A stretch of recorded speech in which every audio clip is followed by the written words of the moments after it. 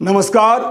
Hindi educational channel में मैं आपका स्वागत करता हूं।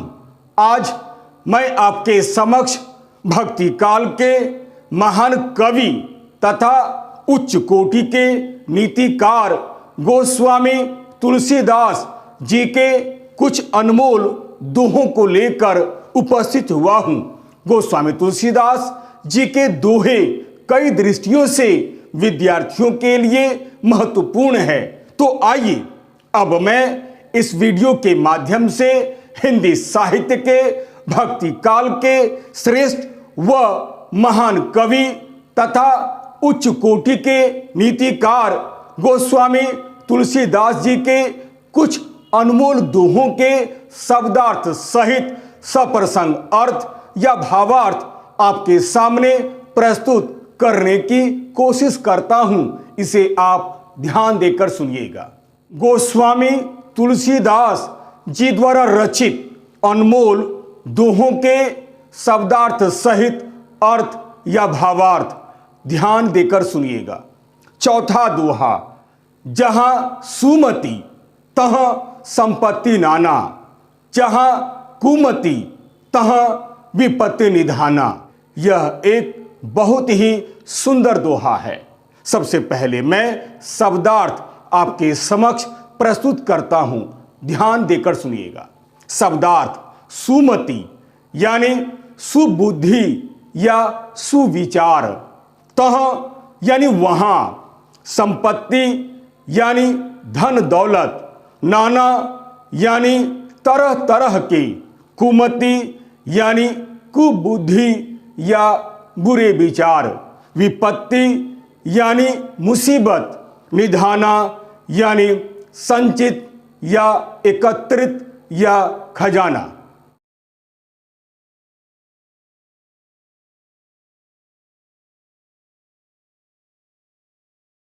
संदर्भ, प्रस्तुत पंक्तियां हमारी पाठ्य पुस्तक के नीति के दोहे या नीति वचन नामक पाठ से ली गई है।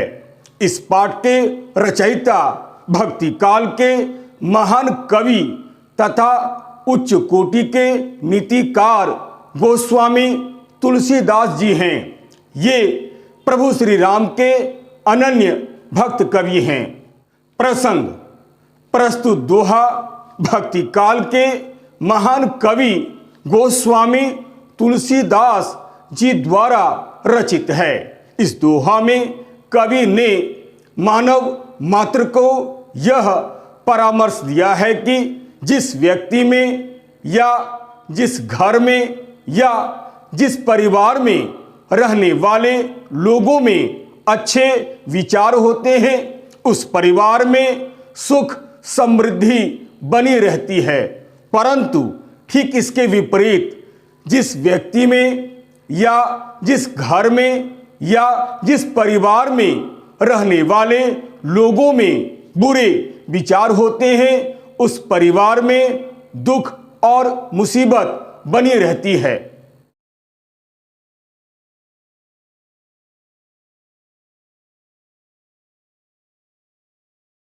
अर्थ या भावार्थ, आइए सबसे पहले मैं पुनः इस दोहा को एक बार पढ़ता हूं ताकि अर्थ समझने में आपको कोई कठिनाई उत्पन्न न हो।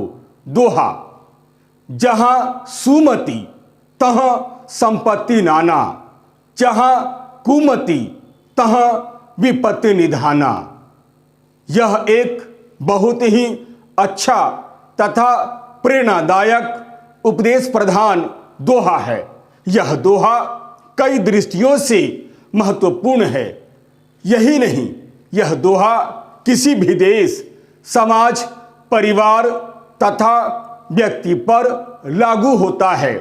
कवि गोस्वामी तुलसीदास जी इस दोहा में मानव मात्र को संदेश देते हुए कहते हैं कि हे मनुष्य, जहां या जिस व्यक्ति के हृदय में सुमति या सुबुद्धि का निवास होता है, वहां पर सभी तरह की सुख सुविधाएं या धन संपत्ति हुआ करती है, परंतु ठीक इसके विपरीत जहां या जिस व्यक्ति के हृदय में कुमति या कुबुद्धि का निवास होता है, वहां अनेक प्रकार के दुख और विपत्तियां डेरा डाले रहती है।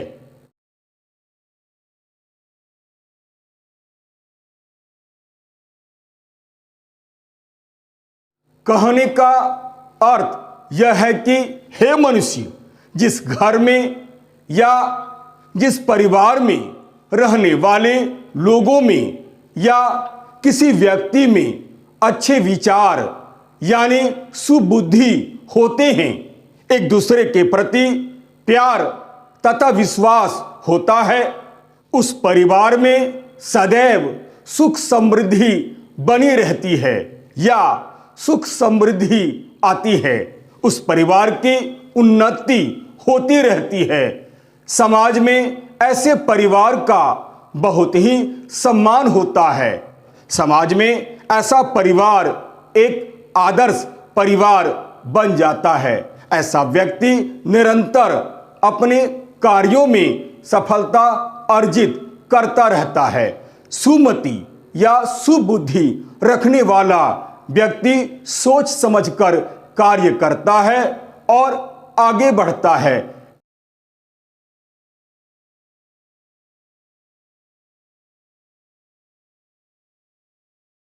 परंतु ठीक इसके विपरीत जिस घर में या जिस परिवार में रहने वाले लोगों में या किसी व्यक्ति में बुरे विचार यानी दुर्बुद्धि होते हैं तथा एक दूसरे के प्रति ईर्ष्या द्वेष की भावना रखते हैं, ऐसे घर में प्रतिदिन कलह होता है। उस परिवार में कभी भी उन्नति नहीं होती है। सदैव उस परिवार में दुख और संकट बना रहता है, अर्थात वहां अनेक प्रकार की विपदाएं विद्यमान रहती है।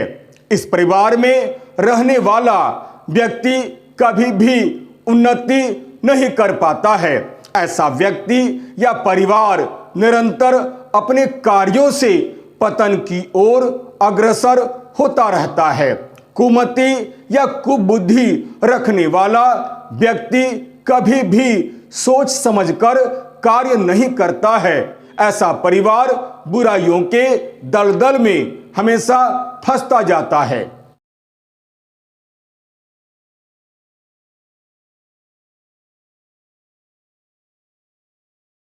मैं पुनः इस दोहा को एक बार पढ़ता हूं ताकि अर्थ समझने में आपको कोई कठिनाई उत्पन्न न हो।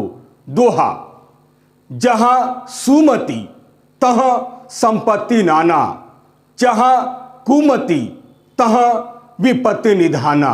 अतः कवि गोस्वामी तुलसीदास जी इस दोहा के माध्यम से मानव विवेक को जागृत करते हुए संदेश देते हुए कहते हैं कि हे मनुष्य, यदि तुम सभी प्रकार के सुख, धन दौलत, ऐश्वर्य, सम्मान, उन्नति को प्राप्त करना चाहते हो तो कुमति का मार्ग त्याग दो, अर्थात बुरा रास्ता छोड़ दो।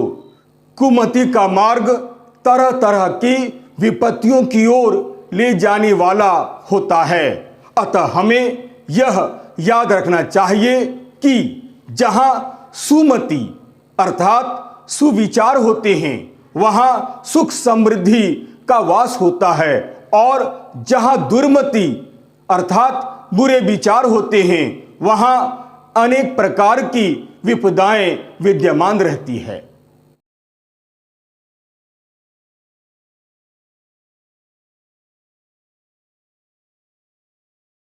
पांचवा दोहा ध्यान देकर सुनिएगा। कायर मन कहूं एक अधारा, देव देव आलसी पुकारा। यह भी एक बहुत ही अच्छा दोहा है।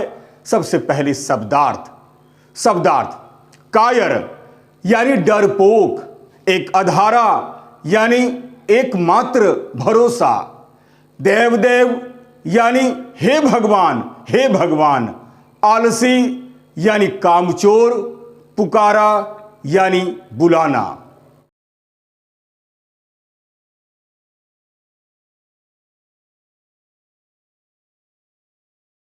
संदर्भ वही, प्रसंग प्रस्तुत दोहा भक्ति काल के महान कवि गोस्वामी तुलसीदास जी द्वारा रचित है।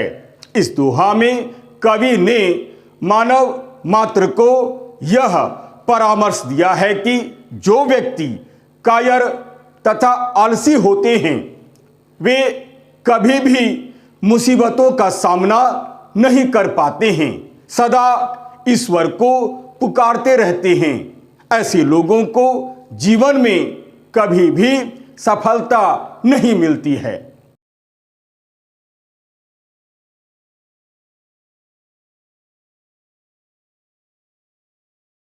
अर्थ या भावार्थ, आइए मैं पुनः एक बार इस दोहा को पढ़ने की कोशिश करता हूं। कायर मन कहूं एक अधारा, देव देव आलसी पुकारा। सचमुच यह एक बहुत ही अच्छा दोहा है तथा यह एक उपदेश प्रधान दोहा है। इस दोहा के माध्यम से गोस्वामी तुलसीदास जी ने कायर और आलसी व्यक्तियों के स्वभाव को बड़े सुंदर ढंग से बतलाया है तथा कहा है कि हे मनुष्य, जो व्यक्ति कायर तथा आलसी होता है वह कभी भी मुसीबतों का सामना नहीं कर पाता है, केवल ईश्वर ईश्वर पुकारते रहता है। अर्थात जो व्यक्ति डरपोक तथा कामचोर होता है वह कभी भी जीवन में आने वाली बाधाओं तथा मुश्किलों का सामना हंसते हुए नहीं कर पाता है और भगवान भगवान पुकारते रहता है। वह अपने हाथों की शक्ति पर विश्वास न करके एकमात्र अपने भगवान पर भरोसा रखता है।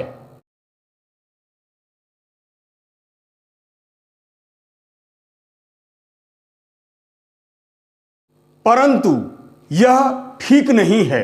हमें कभी भी कायर और आलसी नहीं बनना चाहिए, बल्कि प्रत्येक मनुष्य को अपने हाथों की शक्ति पर भरोसा करना चाहिए। हमें यह याद रखना चाहिए कि जिस व्यक्ति में आत्मविश्वास भरा होता है वह जीवन में कभी भी असफल नहीं होता है। वह कभी भी दूसरों का मुंह नहीं ताकता है।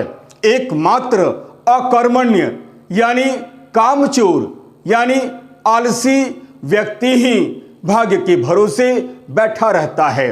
कर्मवीर व्यक्ति तो बाधाओं को नजरअंदाज करते हुए अपने एकमात्र बाहुबल पर विश्वास रखते हैं, जबकि केवल आलसी व्यक्ति ही हमेशा देव देव पुकारा करते हैं, क्योंकि वे कर्म करते ही नहीं हैं बल्कि भाग्य के भरोसे बैठे रहते हैं।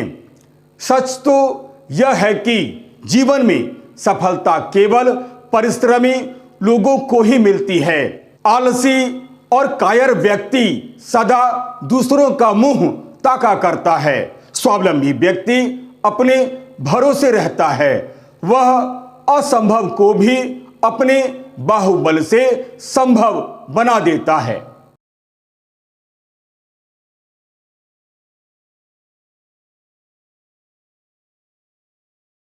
मैं पुनः एक बार इस दोहा को पढ़ने की कोशिश करता हूं। कायर मन कहूं एक अधारा, देव देव आलसी पुकारा। अतः हे मनुष्य, भगवान भगवान पुकारना छोड़कर कर्म करना सीखो।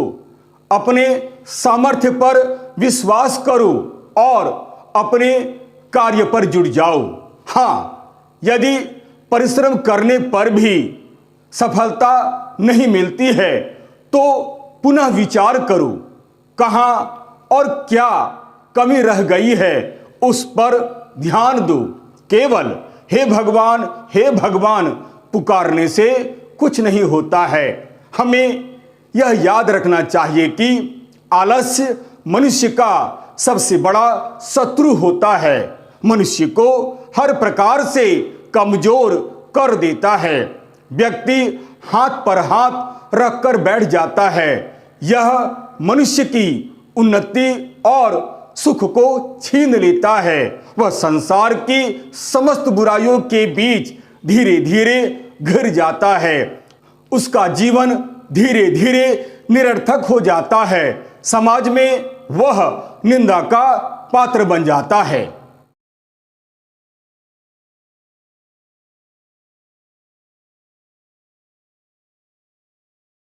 कहने का अर्थ यह है कि एकमात्र कायर और आलसी व्यक्ति ही ईश्वर या दैव या प्रारब्ध का सहारा लेता है, कर्मठ या परिश्रमी व्यक्ति नहीं। अतः इस दोहा में कवि ने मानव मात्र को यह परामर्श दिया है कि कायर और आलसी व्यक्ति कभी भी मुश्किलों का सामना नहीं कर पाते हैं, बल्कि भगवान भगवान को पुकारते रहते हैं। अतः हमें भाग्यवादी न बनकर कर्मवादी बनना चाहिए। हमें कर्मठ और मेहनती बनना चाहिए।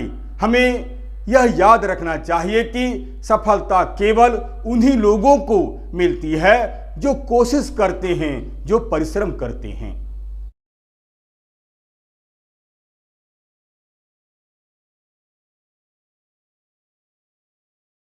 छठवां दोहा ध्यान देकर सुनिएगा। परहित सरिस धर्म नहीं भाई, पर पीड़ा सम नहीं अधमाई। सचमुच यह एक बहुत ही अच्छा दोहा है तथा यह एक प्रेरणा प्रधान दोहा है। शब्दार्थ सबसे पहले आपके समक्ष प्रस्तुत करता हूं, ध्यान देकर सुनिएगा। शब्दार्थ पर यानी दूसरा, हित यानी भलाई, परहित यानी दूसरों की भलाई या परोपकार, सरिस यानी समान, धर्म यानी धर्म, पीड़ा यानी कष्ट, सम यानी समान, नहीं यानी नहीं, अधमाई यानी अधर्म या पाप।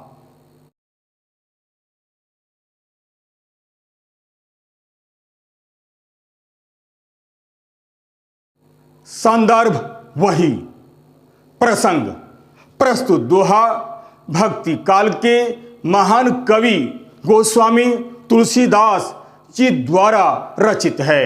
इस दोहा में कवि ने मानव मात्र को यह परामर्श दिया है कि दूसरों की भलाई से बढ़कर कोई धर्म नहीं होता है और दूसरों को कष्ट पहुंचाने से बढ़कर कोई पाप नहीं होता है। इस दोहा में कवि ने परोपकार करने का संदेश दिया है।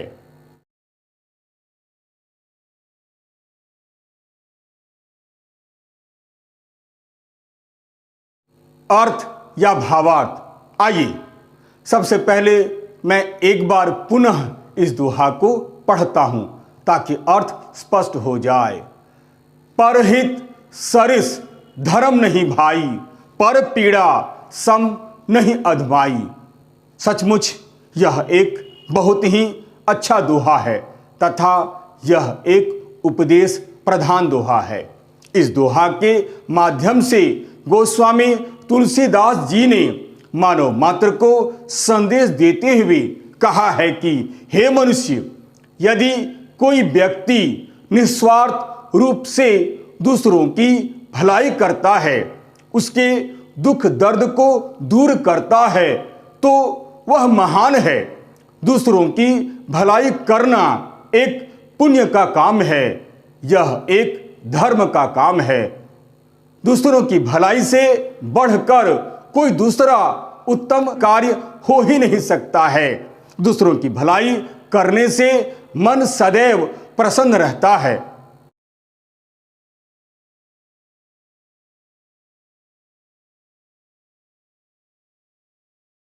परंतु ठीक इसके विपरीत यदि कोई व्यक्ति दूसरों को कष्ट देता है या कष्ट पहुंचाता है तो वह नीच व्यक्ति है।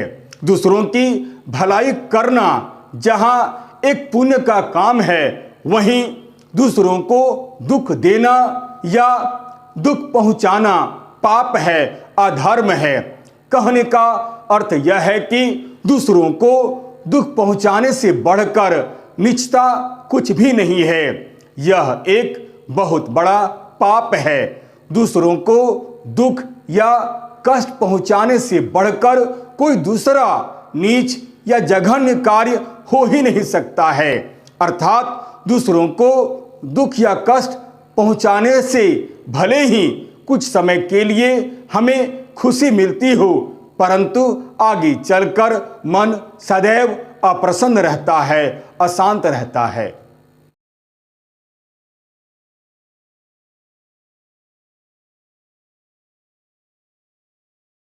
मैं एक बार पुनः इस दोहा को पढ़ता हूं ताकि अर्थ स्पष्ट हो जाए।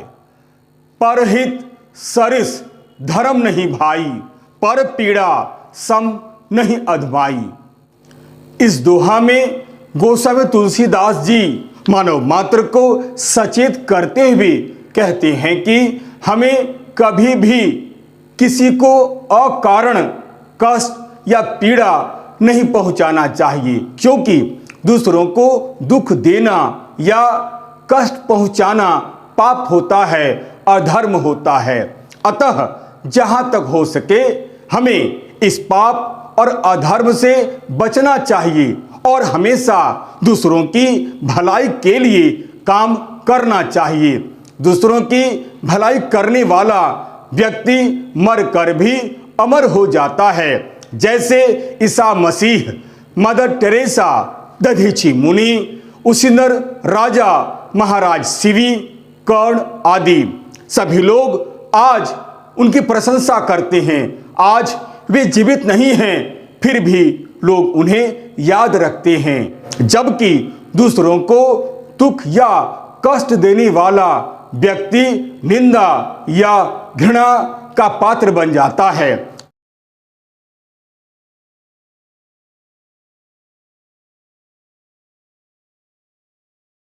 अतः हमें सदैव दूसरों की भलाई करनी चाहिए, अपना जीवन परोपकार में लगा देना चाहिए।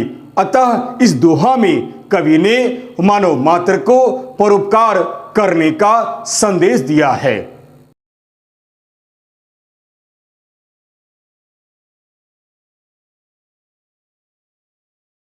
यदि आपको यह वीडियो अच्छा लगता है तो आप इसे लाइक करें, शेयर करें और तो और सब्सक्राइब करना आप बिल्कुल नहीं भूलें। याद रखिएगा, मेरा यह वीडियो, मेरा यह चैनल एक प्रकार से एक एजुकेशनल चैनल है। मैंने इस चैनल का निर्माण विद्यार्थियों के हित को ध्यान में रखकर ही बनाया है। अतएव लाइक, शेयर और सब्सक्राइब करना आप बिल्कुल नहीं भूलें। और तो और यदि मेरे वीडियो में अगर आपको कहीं भी किसी प्रकार की कोई त्रुटि या कोई कमी नजर आती है तो आप सप्रमाण कमेंट्स करें, ताकि मैं उन गलतियों का सुधार कर सकूं और आपके समक्ष एक बहुत ही सुंदर छात्रोपयोगी वीडियो बनाकर प्रस्तुत कर सकूं, ताकि आप अधिक से अधिक उसका लाभ उठा सकें। तब तक के लिए नमस्कार, धन्यवाद।